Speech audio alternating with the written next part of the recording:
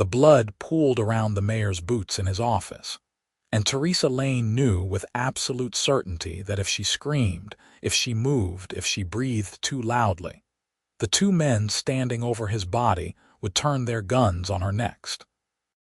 She had come to deliver laundered linens to the mayor's residence in Petaluma, California, as she did every Tuesday afternoon in the spring of 1876. But she had arrived early, eager to finish her work before the afternoon heat became unbearable. The door to his study had been ajar, and through the gap, she had watched Sheriff Dalton and his deputy Marcus Webb shoot Mayor Harrison 3 times in the chest while he sat at his desk. The mayor had been clutching papers, pleading about evidence and justice, before the guns fired. Now those papers were scattered across the floor, some of them stained red.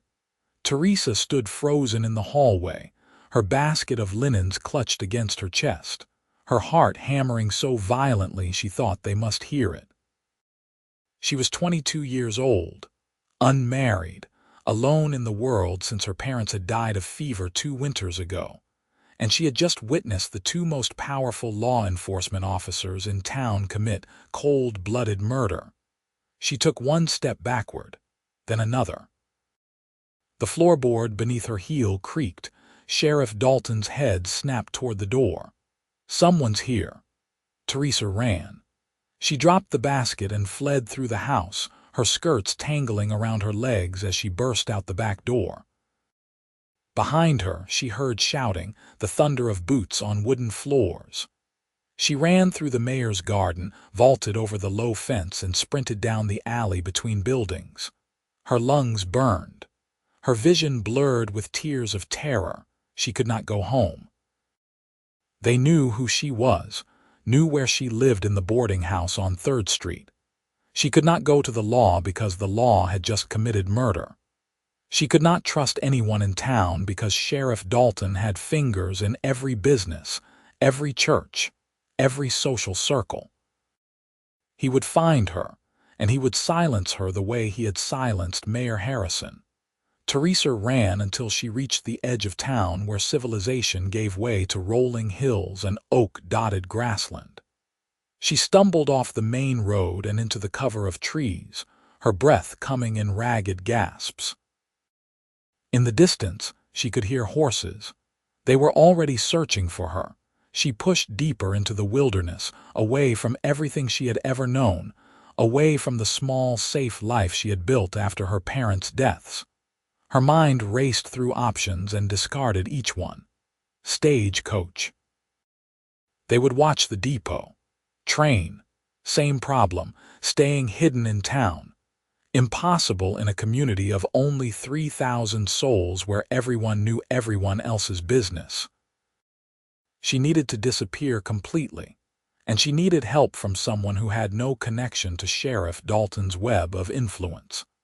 The sound of a single horse approaching made her duck behind a massive oak tree. She pressed her back against the rough bark, trying to make herself invisible, praying to God that whoever rode past would not notice her. The horse slowed, stopped. "You planning to grow roots there, or are you in some kind of trouble?" The voice was male, calm, with a hint of amusement that seemed wildly inappropriate given her circumstances. Teresa peered around the tree trunk and saw a man on horseback, maybe 25 or 26 years old, watching her with steady brown eyes. He wore dusty trail clothes, a well-worn hat, and had a lean, weathered look that spoke of long days under the sun. A cowboy, she thought, probably passing through on his way to one of the big ranches in the valley. She could not find words. How did one explain that the sheriff of the town was hunting her for witnessing murder? The cowboy studied her face for a moment, taking in what must have been obvious terror in her expression, the way she trembled, the dirt on her dress from her desperate flight. He did not ask questions. Instead, he swung down from his horse with easy grace and said, "Come on then." "What? You are in trouble. I can see that plain enough. You need to not be where anyone's looking for you." He held out his hand. Name's Caleb Stone. I have a place about 5 miles north of here, up in the hills. Nobody knows about it except me. You will be safe there until you figure out what comes next." Teresa stared at his outstretched hand. Every instinct her mother had ever taught her screamed that she should not trust strange men, should not go off alone with someone she had never met. But those same instincts had not prepared her for watching the sheriff commit murder, and conventional wisdom meant nothing in the face of men with guns hunting her through the countryside. "Why would you help me? You do not even know me," Caleb Stone shrugged. "I know scared when I see it. And I know the look of someone running from something bad. You can trust me or take your chances with whoever's coming down that road, but you need to decide now." In the distance, Teresa heard multiple horses, moving fast, coming closer. She looked at Caleb Stone's weathered face, his steady eyes, his patient hand still extended toward her, and made a choice that would change everything. She took his hand. He pulled her up behind him on the horse in one smooth motion, and she barely had time to wrap her arms around his waist before he urged the animal into a steady lope. They moved away from the road, up into the hills where the oaks grew thicker and the land rose in gentle swells. Teresa clung to him, her cheek pressed against his back, feeling the solid warmth of him, the steady rhythm of his breathing. They rode in silence for perhaps half an hour, climbing higher into terrain that grew increasingly wild and beautiful. Finally, Caleb guided the horse through a narrow gap between two hills and into a small hidden valley. A cabin stood near a creek, simple but well built, with a corral beside it and a lean-to for livestock. Chickens scratched in the yard. A vegetable garden grew in neat rows behind the house. Caleb dismounted and helped Teresa down. Her legs nearly gave out when her feet touched the ground, the adrenaline that had carried her this far suddenly draining away. He steadied her with a hand on her elbow. "You are safe here," he said quietly. "I promise you that." Teresa looked up at him, this stranger who had asked no questions, demanded no explanations, simply offered sanctuary when she desperately needed it. "Why?" she whispered. "Why are you doing this?" Caleb was quiet for a long moment, his eyes distant. 3 years ago, someone helped me when I needed it most. Did not ask questions, just gave me a chance to start over. I figured I owed the universe a debt." He met her gaze. "You do not have to tell me anything you do not want to tell me. You can stay here as long as you need. I have supplies, and I was planning to be here for the season anyway." "The season?" "I work cattle drives in the summer and fall. Right now I am between jobs fixing up this place. It belonged to my uncle. He left it to me when he passed last year." Teresa felt tears prickling at her eyes, the kindness of this stranger overwhelming after the horror of what she had witnessed. "Thank you," she managed. "I do not know what else to say except thank you. That's enough." Caleb gestured toward the cabin. "Come on inside. You look about ready to collapse, and I am guessing you have not eaten since morning." The cabin's interior was sparse but clean, with a stone fireplace, a simple wooden table and chairs, a bed in one corner, and a rocking chair near the hearth. Caleb immediately began pulling out supplies, setting a pot of water to boil, slicing bread and cheese.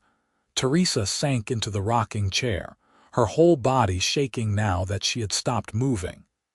The enormity of her situation crashed over her like a wave.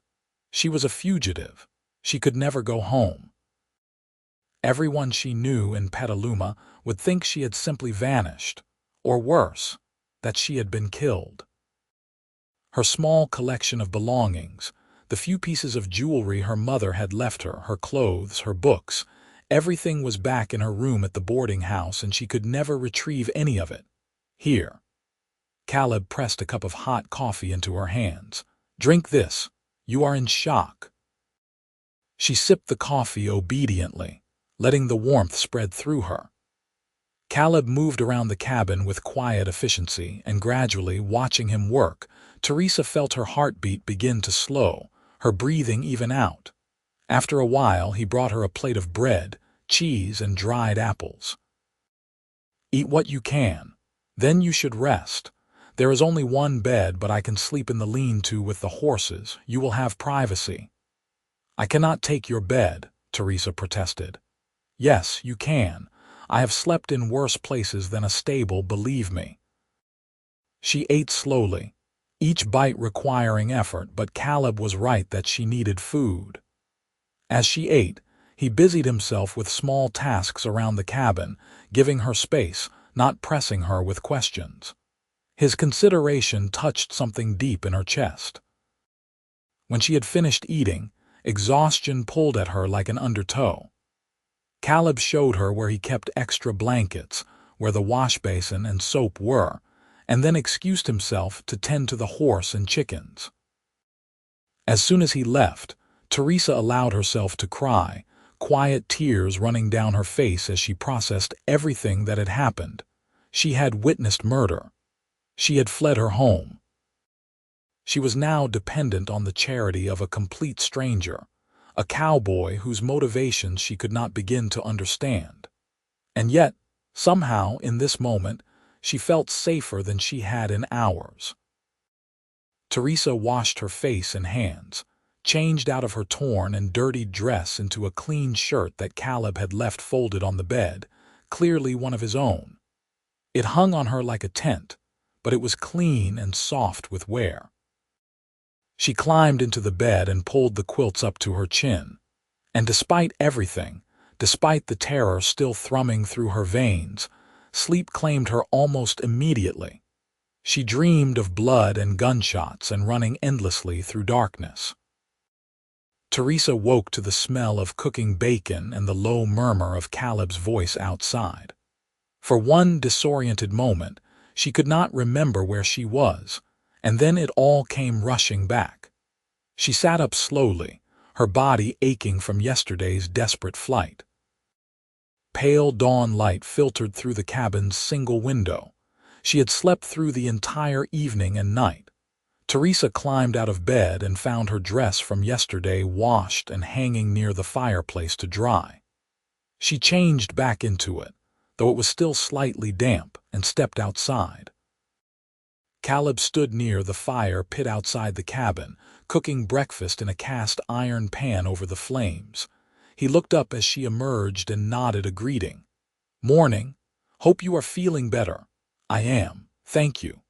Teresa wrapped her arms around herself against the cool morning air. "You washed my dress." Seemed like the practical thing to do. He flipped the bacon. "I made extra breakfast, figured you would wake up hungry."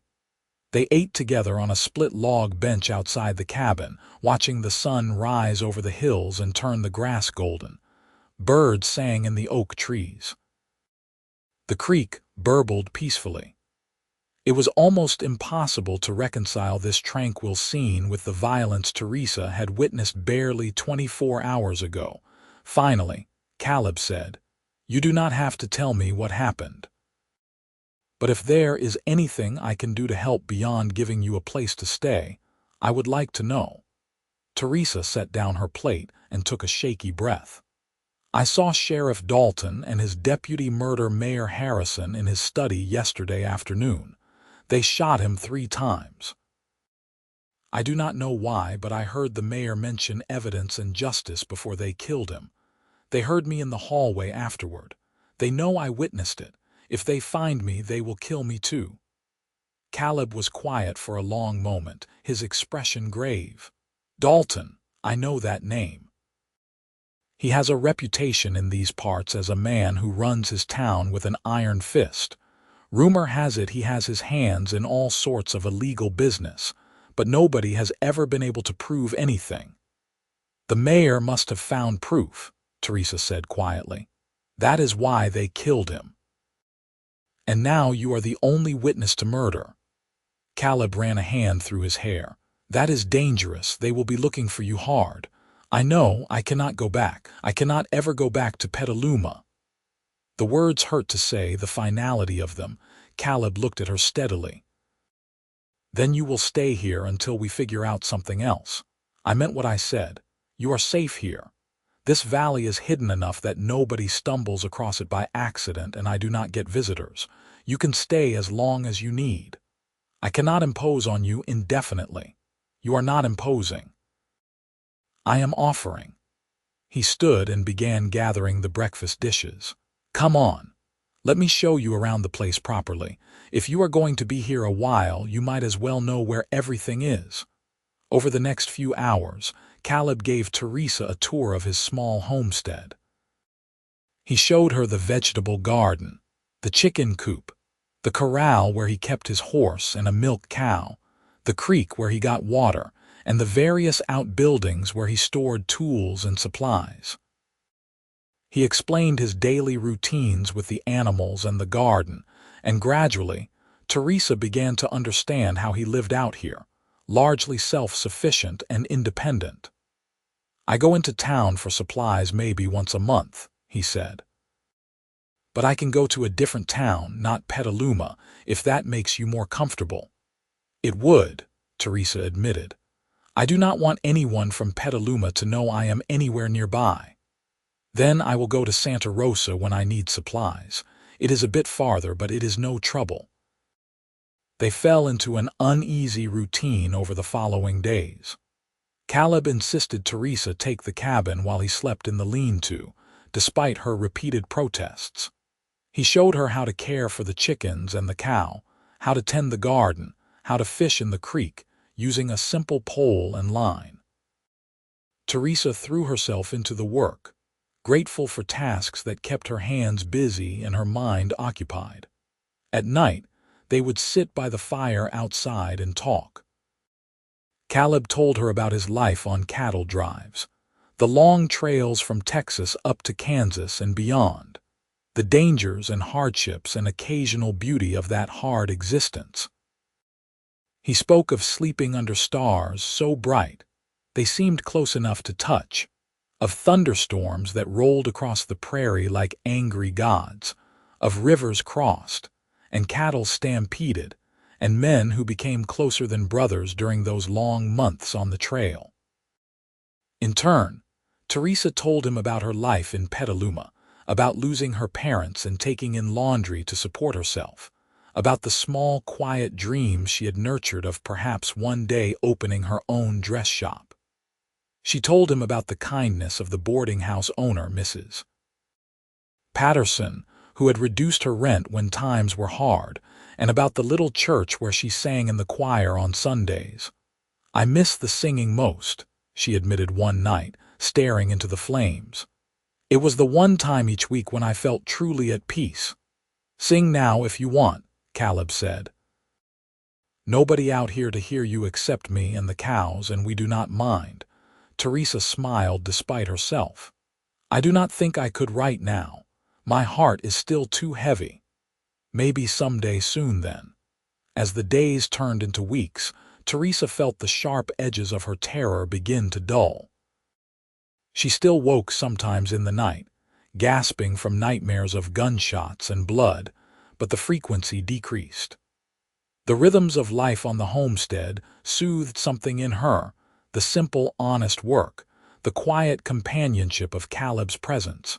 She began to notice things about him.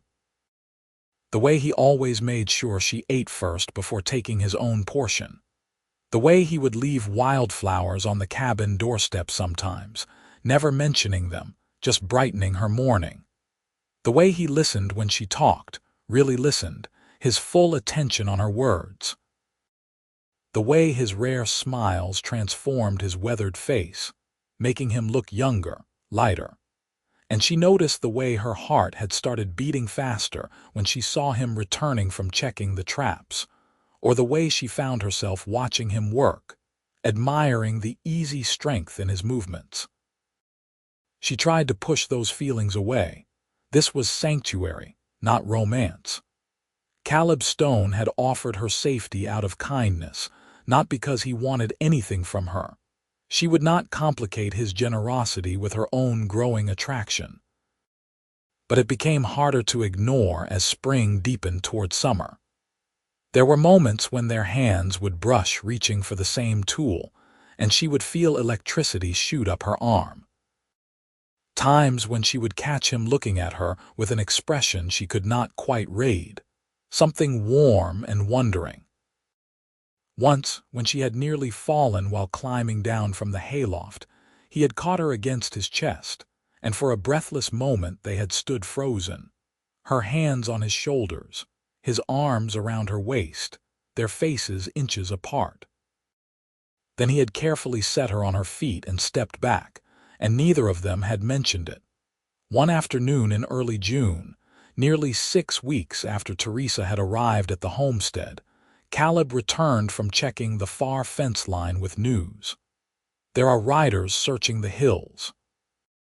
3 of them, moving in a pattern like they are looking for something or someone. Teresa's blood ran cold. Did they see you? No, I stayed out of sight, but they are getting close to this valley. We might need to move you somewhere safer. Where? If they are searching this far out, nowhere is safe.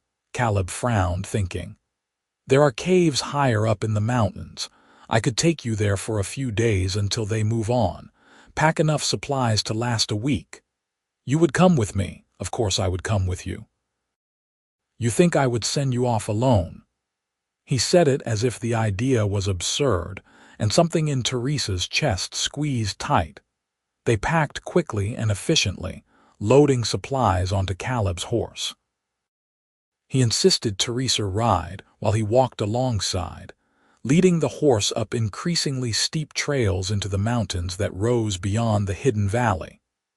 They climbed for hours, the terrain becoming rocky and wild, until finally Caleb led them to a cave entrance partially hidden by brush. I found this place when I was exploring last year, he said, helping Teresa dismount. It is dry, sheltered, and completely invisible unless you know it is here. Inside, the cave opened into a surprisingly spacious chamber with a high ceiling. Light filtered in through cracks in the rock above, creating dappled illumination. Caleb made a small fire near the entrance using wood he had stored here previously, prepared for emergencies. They settled in to wait. The cave was cool and quiet, insulated from the outside world. Teresa sat near the fire, watching the smoke curl upward and disappear through the cracks above. Caleb, she said quietly, why are you really doing all this? Hiding me, protecting me, risking those men finding you. You could get in serious trouble for helping me. He was quiet for a long moment, poking at the fire with a stick. Finally, he said, I told you someone helped me once. I did not tell you the whole story. You do not have to. I want to. He set down the stick and met her eyes. 3 years ago, I was working a ranch down in Texas. The foreman was stealing cattle and blaming it on the hired hands. When I figured it out and confronted him, he tried to kill me, shot me in the shoulder and left me for dead in a ravine.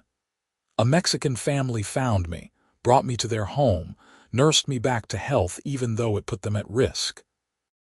The foreman had friends in the law and harboring me could have gotten them in serious trouble. He paused, his expression distant with memory.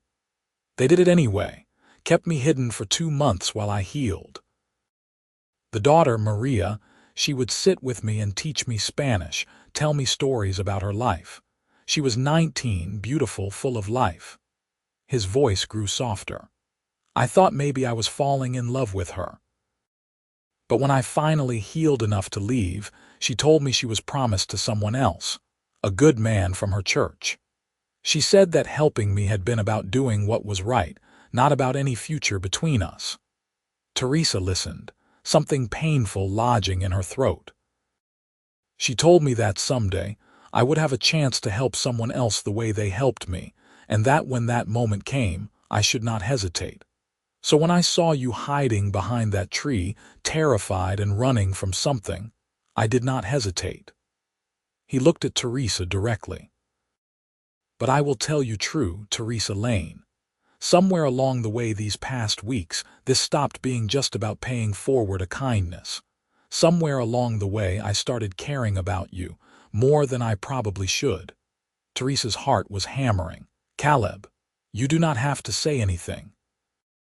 I know you did not come here looking for that. You came here running for your life, and I will not make things complicated by pushing feelings on you that you might not want. But I also will not lie to you. I think you are brave and strong and beautiful, and I look forward to seeing you every morning when I wake up.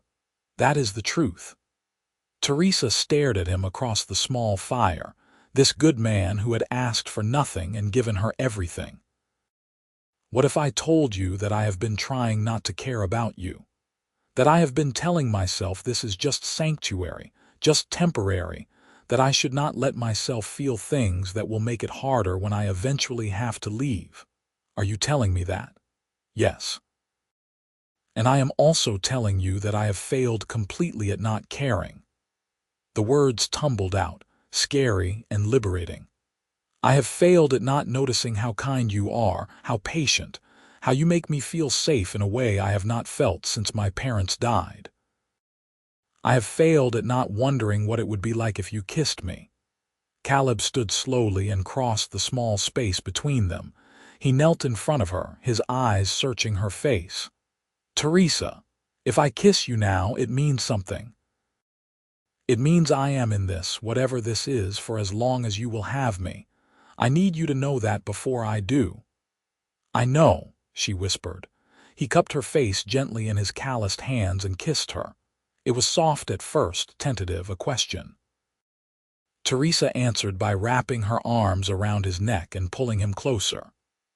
The kiss deepened, becoming something urgent and real. 6 weeks of unspoken tension and growing feelings pouring into that moment. When they finally broke apart, both breathing hard, Caleb rested his forehead against hers. I did not plan this, he said, his voice rough. I did not bring you up here expecting anything. I know, that is part of why I trust you. Teresa ran her fingers through his hair. You have never once made me feel like I owed you anything. You have just been good and kind, and I think I started falling for you the moment you offered to help me without asking questions. They stayed in the cave for 3 days, waiting for the searchers to pass, and in that time something shifted between them, deepened, became unshakable. They talked for hours, learning each other's stories, hopes, fears, dreams. They kissed beside the fire and held each other through the cold mountain nights, and Teresa felt herself opening in ways she had thought impossible after the trauma of what she had witnessed. On the 3rd day, Caleb ventured out to scout and returned with news that the riders had moved on, heading east toward the main roads. They packed up and made their way back down to the hidden valley and the cabin. Life settled into a new rhythm after that. They no longer maintained the pretense of distance. Caleb moved back into the cabin, and they shared the bed, their relationship deepening from companionship into something more profound. Teresa had never been with a man before, and Caleb was patient and gentle, making sure she felt safe and cherished. I love you, he told her one night, holding her close in the darkness. I know it has only been a couple of months, but I love you. I want you to stay. Not just until it is safe, but forever. I want to build a life with you here. Teresa felt tears prick her eyes. I love you too, and I want that. But I also know I am still a fugitive. Dalton is still out there, still looking for me. How can we build a future with that hanging over us? We will figure it out, together. He kissed her forehead. You are not alone anymore, Teresa. Whatever comes, we face it together. Summer passed in a haze of work and love and growing contentment. Teresa helped Caleb with the homestead, and together they expanded the garden, repaired fences, put up preserves for the winter. In the evenings they would sit outside and watch the sunset paint the hills gold and crimson, and Teresa would sing the hymns she had once sung in church, her voice carrying across the valley. In late August, Caleb made a trip to Santa Rosa for supplies, and he returned with troubling news. "Dalton is dead," he said, his expression grim. "Shot 3 weeks ago, apparently by his own deputy, Marcus Webb. There is a whole scandal brewing. Seems Webb decided to confess everything to the federal marshals, including the murder of Mayor Harrison. He is claiming Dalton was running a criminal empire, smuggling stolen goods, taking bribes, ordering murders. Webb turned on him, killed him, and then confessed everything, hoping for leniency." Teresa sat down heavily on the bench, her legs suddenly weak. "So it is over. I am not being hunted anymore, according to what I heard." Webb told the marshals about a witness who fled, a young woman named Teresa Lane. "He said Dalton wanted you dead to keep you quiet. But with Dalton dead and Webb in custody, there is nobody left hunting you. The marshals apparently want to talk to you to get your testimony, but you are not in danger anymore."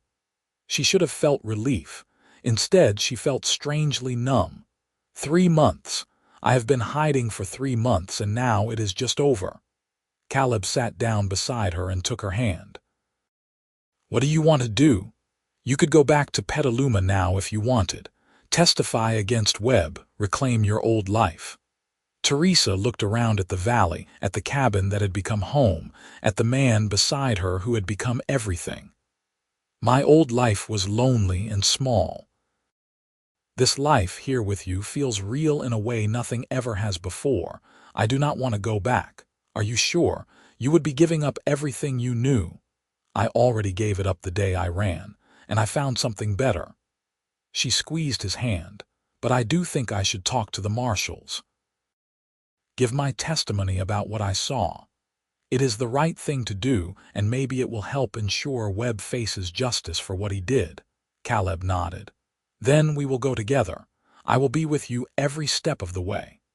2 weeks later, they rode into Santa Rosa and met with the federal marshals. Teresa gave her full account of what she had witnessed in Mayor Harrison's study that terrible afternoon.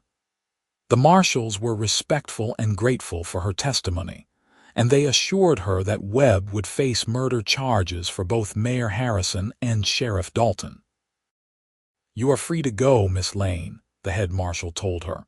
"Your testimony will help ensure justice is done, and I am sorry you had to live in fear for so long. If we had known about you sooner, we could have provided protection." "I had protection," Teresa said, glancing at Caleb. "The best kind." They spent that night in a hotel in Santa Rosa, the first time Teresa had slept in a real bed other than the one in the cabin since she had fled Petaluma. The next morning, Caleb surprised her by taking her to a small church on the edge of town. "What are we doing here?" she asked. "I have been thinking," he said, looking uncharacteristically nervous. "We have been living as man and wife for months now, and I love you more than I thought it was possible to love another person. I want to do this right. I want to marry you, Teresa Lane, properly in front of God and anyone else who cares to witness it. Will you marry me?" Teresa felt her heart expand until it seemed too large for her chest. Yes, yes, absolutely yes. They were married that very afternoon in the small church, with the minister and his wife as witnesses. Caleb had purchased a simple gold ring in town, and when he slipped it onto Teresa's finger, she felt like the luckiest woman alive. This man who had saved her, protected her, loved her without reservation, was now her husband. They returned to the hidden valley as man and wife, and Teresa felt a deep sense of peace settle over her. The fear that had haunted her for months was finally gone, replaced by joy and hope and love. Over the following years, they built a real life together. Caleb continued working occasional cattle drives to earn money, but he always came home to Teresa and the homestead. Teresa expanded her garden, started keeping bees, and began selling honey and preserves at the market in Santa Rosa. She made friends among the other ranch wives. women who would come to visit and share recipes and gossip and companionship. In the spring of 1878, nearly 2 years after they met, Teresa discovered she was pregnant. Caleb was overjoyed, immediately becoming protective and attentive in ways that made her laugh even as they touched her heart. He built a cradle from oak wood, carved with intricate patterns of flowers and birds. He expanded the cabin, adding a second room for the baby. Their son was born in December during a cold snap that frosted the grass white. They named him Harrison, after the mayor whose murder had brought them together, and James for Caleb's father. Harrison James Stone came into the world with a healthy set of lungs and his father's brown eyes. Teresa had never known love like what she felt holding her son, with her husband's arm around her shoulders, the three of them together in the warm cabin while winter wind rattled the shutters. This was family. This was home. This was everything she had never known she wanted until the day she ran for her life and found the man who would give her a new one. As Harrison grew from infant to toddler to little boy, Teresa marveled at the life they had created. Their son learned to walk holding onto his father's hands, learned to talk with his mother's patient coaching, learned to help with the chickens and the garden and all the small tasks of homestead life.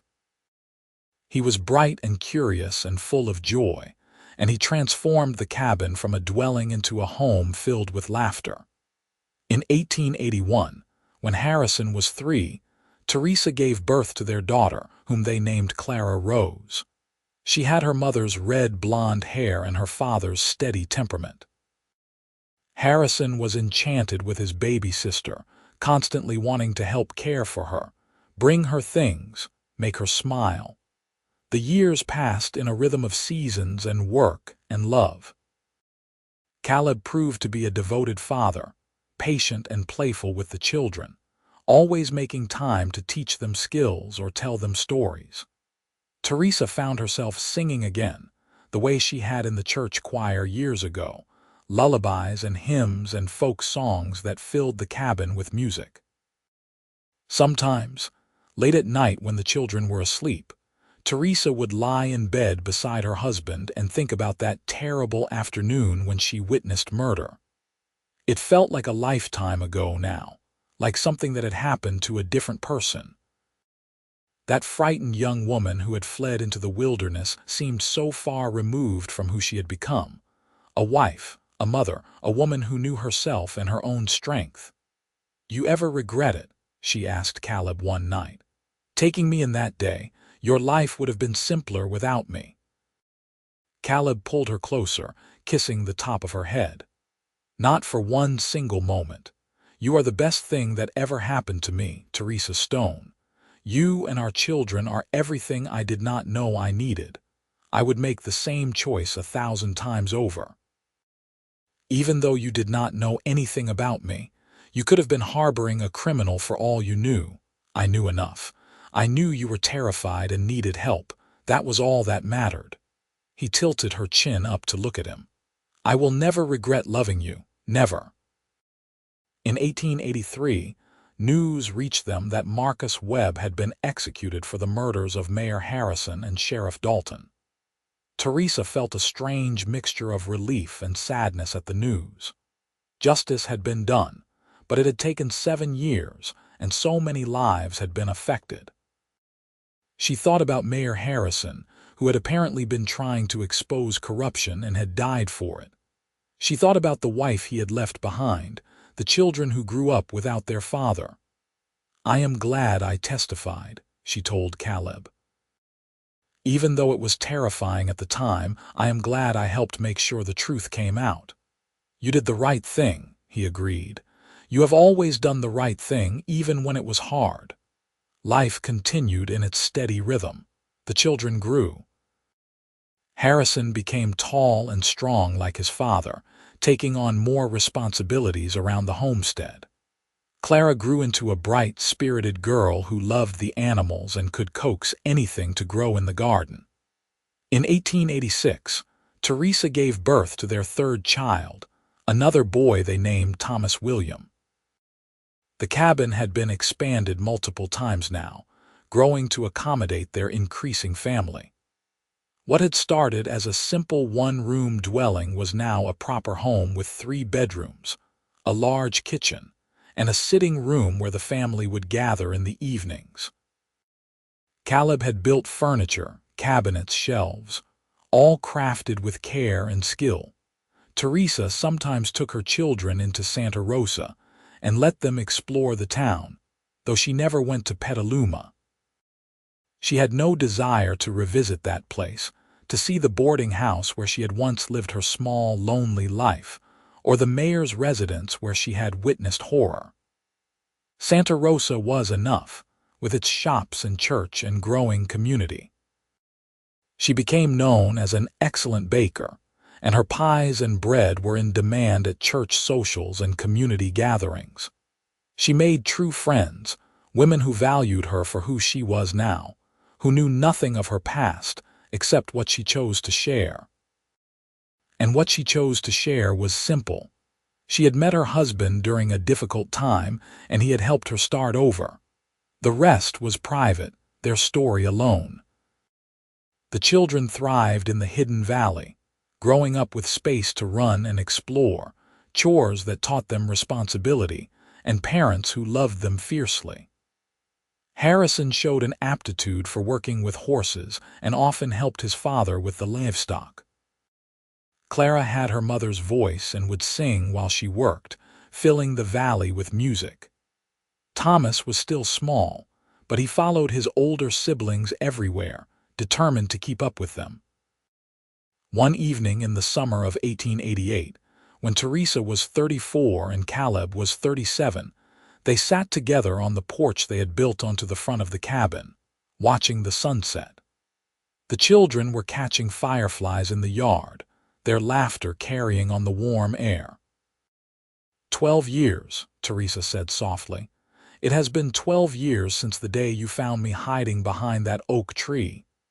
Best day of my life, Caleb said, taking her hand. You did not even know me. I knew enough. He squeezed her fingers. And look at what we built together. Look at our children, our home, our life. This is everything I never knew I wanted when I was wandering from ranch to ranch, no place to call home, no one to come back to. You gave me purpose, Teresa. You gave me love. You gave me family. Teresa leaned her head on his shoulder, watching their children play in the golden evening light. You saved my life that day, not just from the men who were hunting me, but from the loneliness and fear I had been living with for so long. You showed me what it means to be truly loved, truly safe. I cannot imagine my life without you. You will never have to, he promised. I am yours for as long as we both live. As the years continued to pass, their love only deepened. They faced hardships together, harsh winters, dry summers, a year when sickness swept through the valley and they all fell ill but recovered. They celebrated triumphs. Harrison's first successful horse training, Clara's beautiful voice being invited to sing at church, Thomas learning to read. They added onto the homestead, building a proper barn, expanding the garden, acquiring more livestock. In 1892, when Harrison was 14, a young rancher from Santa Rosa approached Caleb about buying horses. It turned out Harrison had a real gift for training animals, and people had started to hear about the young man in the hidden valley who could gentle the most stubborn horse. Soon, they had a modest but steady business, with Harrison working alongside his father. Clara, at 11, had become her mother's right hand in the kitchen and garden, and she had inherited Teresa's head for business. She suggested they expand their preserve and honey sales, maybe even open a small shop in Santa Rosa. Teresa was amazed at her daughter's ambition and vision. Thomas, at 6, was the baby of the family and thoroughly spoiled by everyone. But he was also curious and kind-hearted, always bringing home injured animals for his mother to nurse back to health, always eager to help however he could. Teresa looked at her family gathered around the dinner table one evening and felt overwhelming gratitude. All of this, everything good in her life, had come from one terrible moment and one act of unexpected kindness.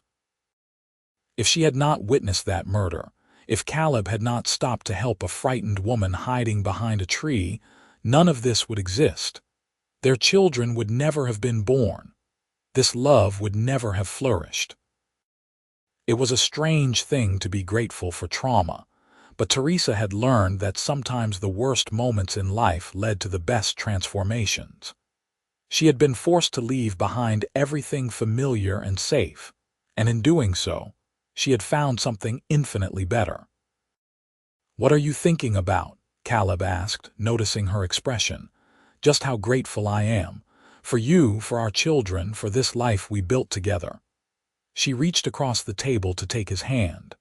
"I would not change a single thing about our story, even the scary parts. Because they led me to you." Caleb smiled, that rare full smile that still made her heart skip. "Same here, my love. Same here." As the children grew older and more independent, Teresa and Caleb found themselves with more time to simply enjoy each other's company. They would take long walks through the valley, ride up into the mountains where they had hidden in the cave all those years ago, sit together by the creek and talk about everything and nothing. You ever wonder what your life would have been like if that day had gone differently? Teresa asked him once. "If you had ridden past that oak tree without stopping," Caleb considered the question seriously, "I suppose I would have kept drifting from job to job, never putting down roots anywhere. Maybe I would have eventually settled somewhere, found someone, but I doubt I would have been as happy. There is something about you, Teresa, that fits with me perfectly, like we were meant to find each other." "I believe that," Teresa said. "I believe some things are meant to be, even when they come about in unexpected ways." In 1895, when Harrison was 17, he announced his intention to marry a young woman he had met at church, a rancher's daughter named Emily. Teresa felt the bittersweet pang of watching her firstborn prepare to leave the nest, but she also felt joy at his happiness. Emily was a sweet girl, hardworking and kind, and she clearly adored Harrison. The wedding was held in the small church in Santa Rosa, where Teresa and Caleb had married nearly 20 years earlier. Teresa cried as she watched her son pledge his life to his bride, remembering her own wedding day, the hope and joy and love she had felt. Caleb held her hand throughout the ceremony, and she knew he was thinking the same things. Harrison and Emily built a small house on the far side of the valley, close enough to be part of the family but separate enough to have their own life. Harrison continued working with the horses, now with his father and new wife both helping. The business grew, their reputation spreading throughout the region. Clara, at 14, showed no interest yet in young men, too focused on her plans to expand their preserves business. She had her mother's practical nature and head for figures. Teresa suspected her daughter would accomplish great things. Thomas, at 9, was becoming more serious as he grew, still kind-hearted but also thoughtful and observant. He reminded Teresa of Caleb, that same steady presence, that same quiet strength. Life in the hidden valley continued in its peaceful rhythm. The family grew closer as the years passed, their bonds deepening through shared work and shared joy. Teresa and Caleb's love remained the foundation of everything, the rock on which the entire family was built. In 1897, Teresa became a grandmother when Harrison and Emily welcomed a daughter they named Teresa, after her grandmother. Holding her tiny namesake in her arms, Teresa felt the circle of life complete itself in a profound way.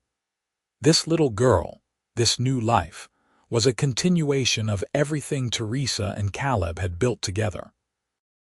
"We made this," she whispered to Caleb, standing beside her as they gazed at their granddaughter. All of this came from us, from our love. Best decision I ever made was stopping to help a woman hiding behind a tree, Caleb said, his arm around her waist. Look at what came from that one moment. As Teresa approached her mid-40s and Caleb his late 40s, they found themselves reflecting more on their journey together. They had been through so much: fear and danger, new love, marriage, children, building a home and a business and a legacy. Through it all, their love had not just endured but flourished, growing deeper and richer with each passing year. "I love you more now than I did on our wedding day," Teresa told him one night as they lay in bed. "I did not think that was possible, but I do. You are my best friend, my partner, the father of my children, the love of my life.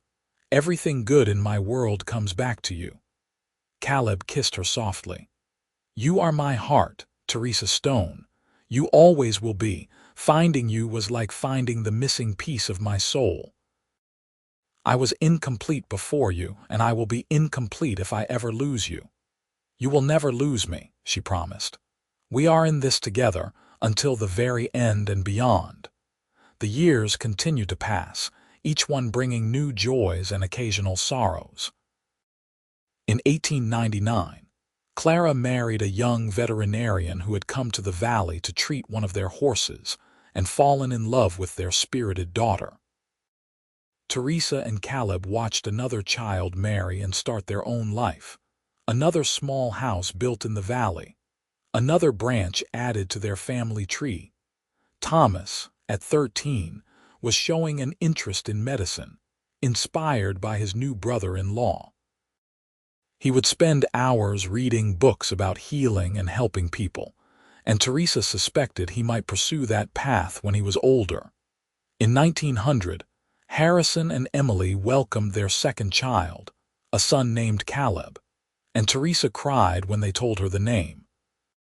To have her grandson carry on her husband's name felt like a blessing beyond measure. More grandchildren came over the following years as Harrison and Emily's family grew, as Clara and her husband started their own family. The hidden valley that had once held just Caleb in his uncle's simple cabin now held multiple homes, a bustling extended family, children and grandchildren running through the grass, laughter and love filling every corner. Teresa sometimes stood on her porch and watched the organized chaos of family gatherings, and she would think about that terrified young woman who had fled for her life 20-something years ago.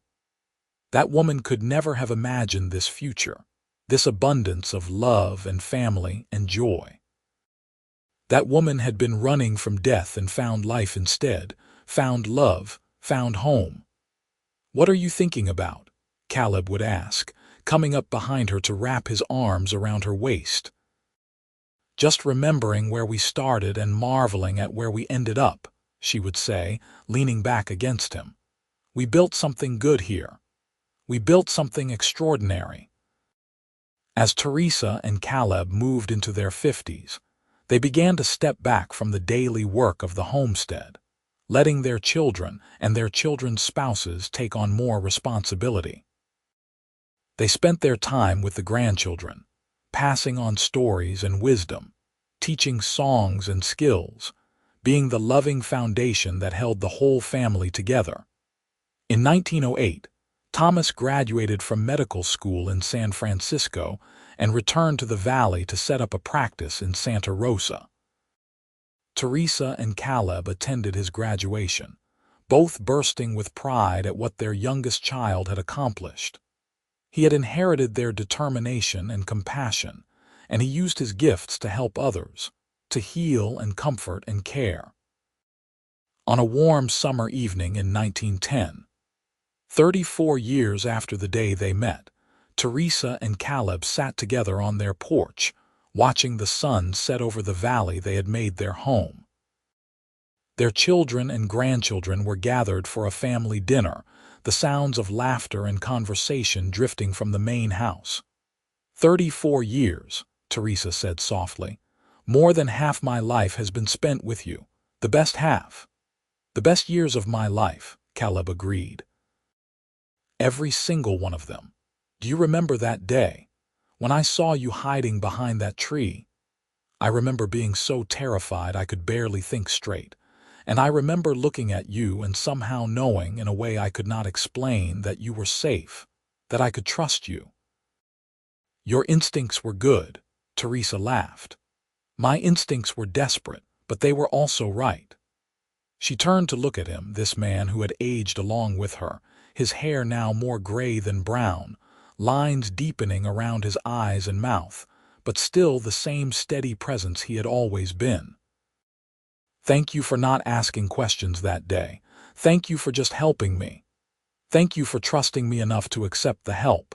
He took her hand, his fingers intertwining with hers in a gesture that had become as natural as breathing over the decades. I love you, Teresa Stone. I will love you until my last breath and beyond. I love you too, always and forever. They sat together in comfortable silence, holding hands, watching the sky turn from gold to pink to deep purple.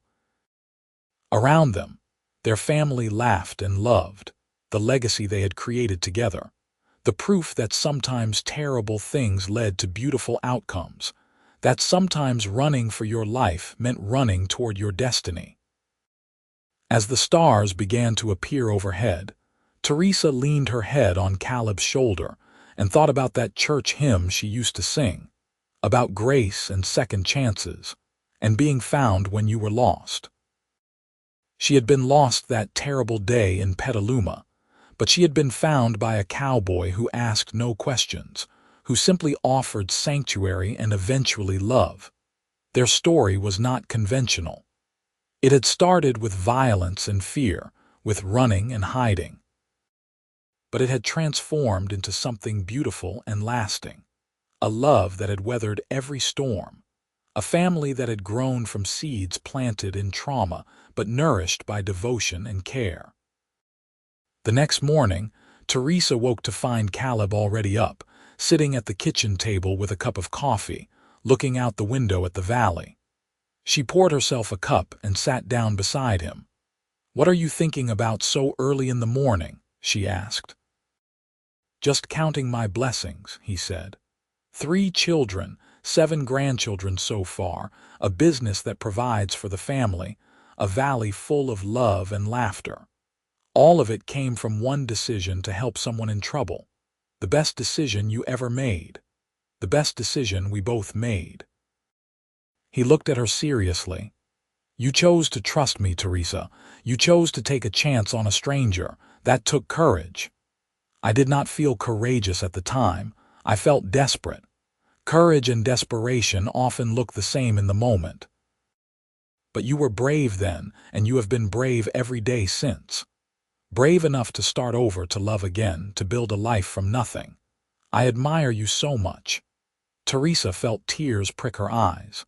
Even after all these years, Caleb could still make her heart feel too full for her chest. "We made each other brave," she said. "Together we could face anything." "Together," he agreed, raising his coffee cup in a small toast.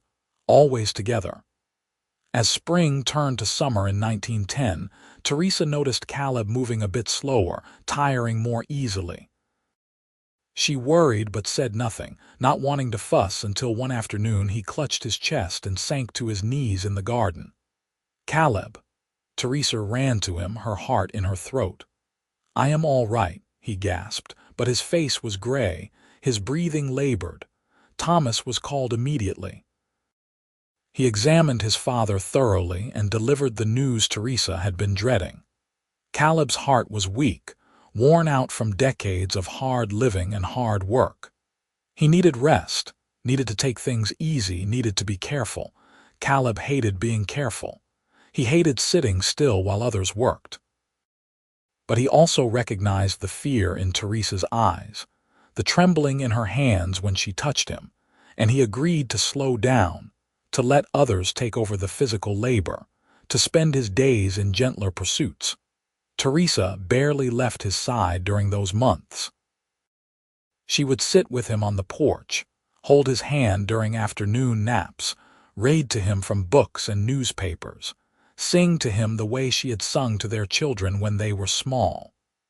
She was terrified of losing him, this man who had been her whole world for 34 years. "I am not going anywhere yet," he told her one afternoon, seeing the fear in her eyes. "I am too stubborn and I love you too much to leave before I absolutely have to." "You had better not," she said fiercely. "I am not ready to live in this world without you. You would survive. You are the strongest person I know. Strong because you made me strong. Strong because I have you beside me." She clutched his hand. "Please do not leave me, Caleb Stone. Not yet, not for a long time yet." "I will do my best," he promised. With rest and care and the attention of his doctor's son, Caleb's condition stabilized. He would never be as strong as he once was, would always need to be careful, but he was still there, still present, still loving Teresa with every fiber of his being. They celebrated their 35th wedding anniversary in 1911, with the whole family gathered around them. Harrison gave a toast, talking about how his parents had shown him what real love looked like, how they had built something lasting and beautiful together. Clara sang a song she had written about family and home. Thomas simply hugged them both, his medical knowledge making him more aware than most of how precious time was. Teresa looked around at all the faces gathered around their table, 3 generations of family, all of them here because she had run for her life, and Caleb had stopped to help. It was overwhelming and wonderful and more than she had ever dreamed possible in those dark days when she was hiding in the wilderness, terrified and alone. "Thank you," she whispered to Caleb that night as they lay in bed. "Thank you for giving me all of this. Thank you for loving me." "Thank you for letting me love you," he replied. "Thank you for building this life with me. You are everything, Teresa. Everything." They held each other in the darkness, 2 people who had found each other against all odds and built something extraordinary together. Outside, the wind moved through the oak trees. Crickets sang their evening song, and somewhere in the distance an owl called to its mate. Life in the hidden valley continued its steady rhythm through the following years. Caleb remained careful with his health, and Teresa remained vigilant in caring for him. They spent their days in quiet contentment, surrounded by family, watching grandchildren grow, adding more great-grandchildren to the expanding family tree. In 1915, on a warm afternoon in late spring, Caleb and Teresa took a slow walk up to the cave where they had hidden all those years ago. It took them much longer than it once had, their movements slower, their breath coming harder in the thin mountain air, but they made it. They sat at the mouth of the cave, looking out over the valley below, and Caleb said, "Do you remember being here? Being so scared that they would find you? I remember. I also remember that being here with you was when everything changed. When I told you how I felt, and you told me, and we stopped pretending we were not falling in love. Best conversation of my life." He put his arm around her shoulders. "I have loved you in this place and in our home and in 100 other moments over 39 years. Every day with you has been a gift, Teresa. Every day with you has been my greatest joy," she replied. "You saved me, Caleb, in every way a person can be saved, and then you loved me, and that was even better than being saved." They sat together as the sun moved across the sky, 2 people who had traveled a long road together and had no regrets about any of it. By 1918, Caleb was 67 and Teresa was 64. They had been married for 40 years, together for 42. Their hair was white now, their movements slow, their bodies showing the wear of long, hard-working lives. But their love was as strong as ever, perhaps stronger, tempered by decades of shared experience and mutual devotion. One evening in October, as they sat together on their porch watching another sunset, Caleb turned to Teresa and said, "I need you to know something. If I go first, which seems likely given how my heart has been acting up, I need you to know that loving you was the greatest privilege of my life. You made me better than I was. You gave me purpose and joy and family. Everything good in my life came from the moment I saw you hiding behind that tree and decided to help." Teresa felt tears running down her face. "Do not talk about leaving me. I have to talk about it sometime. We are both getting old, my love, but I want you to know that I will wait for you wherever I end up. This life or the next, I am yours." "I am yours too," she whispered. "Always and forever, Caleb Stone, in this life and whatever comes after." They held each other as the stars came out overhead. Two souls bound together so tightly that nothing, not even death, could truly separate them. Caleb passed away peacefully in his sleep on a cold night in December 1918, with Teresa holding his hand. She felt the moment his spirit left, felt the absence of him like a physical wound. For the first time in 42 years, she was truly alone. The family gathered around her, supporting her through her grief.